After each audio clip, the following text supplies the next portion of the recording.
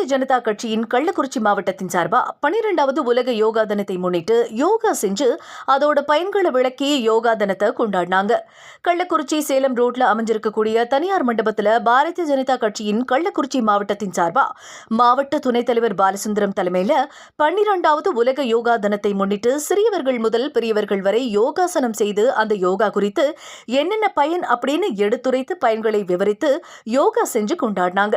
இந்த யோகாவை யோகா மாஸ்டர் தொழில்நுட்ப பிரிவு மாவட்ட துணைத் தலைவர் கண்ணன் யோகா பயிற்சி கொடுத்தார். மேலும் நகர மாவட்ட ஓபிசி வழக்கறிஞர் பிரிவு, ஒன்றிய மற்றும் வர்த்தக பிரிவு, விளையாட்டு பிரிவு, மாவட்ட நிர்வாகிகள், உறுப்பினர்கள் அப்படின்னு பல பேர் கலந்துக்கிட்டு யோகா தினத்தை சிறப்பா கொண்டாடினாங்க.